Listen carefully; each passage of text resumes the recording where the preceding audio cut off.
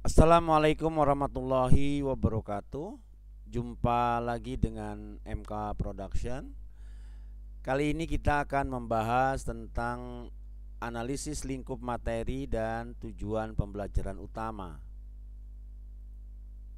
Di dalam Simple RPM ada satu fasilitasi yang sangat penting, yaitu bagaimana kita menganalisis materi atau analisis capaian pembelajaran.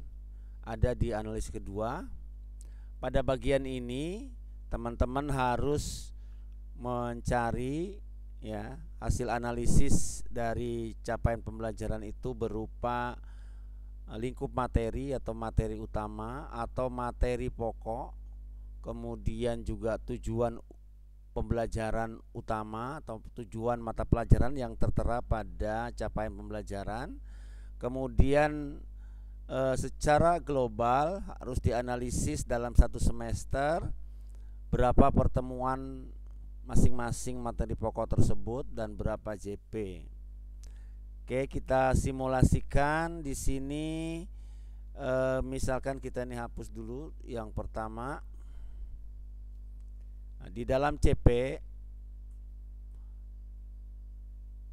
pertama di matematika fase E, di sini berbunyi murid dapat menggeneralisasi sifat-sifat bilangan berpangkat termasuk pangkat pecahan dan menggunakannya untuk menyelesaikan masalah. Nah, ini kita analisis. Menurut saya sebagai guru matematika, ini lingkup materinya adalah bilangan berpangkat.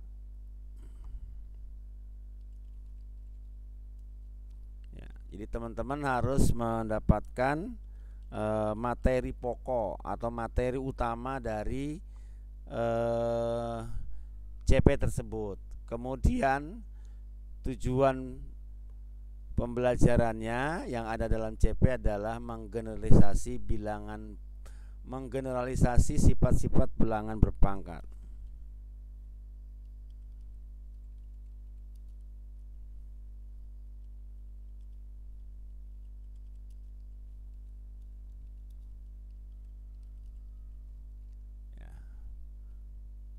Dan menggunakannya untuk menyelesaikan masalah.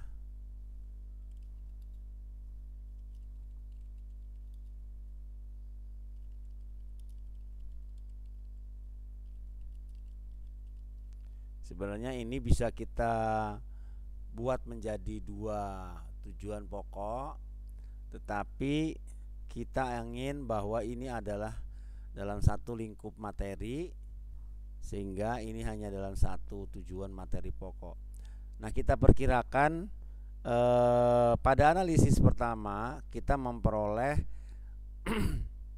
beberapa pertemuan dalam satu semester. Nah, bagian jumlah pertemuan ini tentunya mengadaptasi jumlah pertemuan yang kita analisis pada analisis alokasi waktu. Ini ada 13 pertemuan yang kita gunakan untuk menyelesaikan materi. Nah, tentunya ini juga harus mengadaptasi. Kalau di dalam analisis waktu, misalnya kita kemarin ketemu 17 pertemuan misalnya, tentunya ini tidak harus seluruhnya digunakan untuk alokasi waktu materi pembelajaran ya. Kita bisa saja hanya menggunakan 15 karena yang dua pertemuan misalkan kita alokasikan untuk assessment atau ulangan. Jadi secara umum ini adalah sangat penting di dalam analisis rancang bangun pembelajaran, karena nanti kita akan membuat perencanaan pembelajaran sesuai dengan jumlah yang kita tetapkan di sini ya. Jadi kalau kita tetapkan 4 materi atau 4 pertemuan, maka kita harus menyediakan 4 sub materi pokok dari bilangan berpangkat. 3 pertemuan, maka harus kita analisis ada 3 materi jabaran dari sistem pertidaksamaan linear dua variabel. Kalau kita tetapkan di sini 3 pertemuan, maka persamaan dan fungsi kuadrat kita harus memiliki sub materi pokoknya sebanyak 3 materi pembelajaran. Nah, di sini sudah terlihat bahwa satu pertemuan nantinya akan ada satu materi pertemuan hasil dari penjabaran dari lingkup materi atau materi pokok. Demikian. Sebentar, satu lagi bahwa kita menentukan alokasi waktu berdasarkan pertemuan. Kalau pertemuannya 3 jam satu pertemuan, maka alokasi waktunya 12. Kalau tadi kita tetapkan bahwa satu pertemuan 4 jam, maka 4 kali 4 menjadi 16 pertemuan. Kemudian ada 3 pertemuan kali 4 menjadi 12 pertemuan. Jadi alokasi waktu ini bukan analisis kosong, tetapi berbasis pertemuan yang setiap pertemuannya adalah tentunya menggunakan alokasi waktu. Nah, kenapa di samping ini ada jumlah CP, JP ini tidak sesuai dengan awal? Ini karena memang digunakan untuk ulangan harian, untuk ulangan tengah semester dan lain-lain.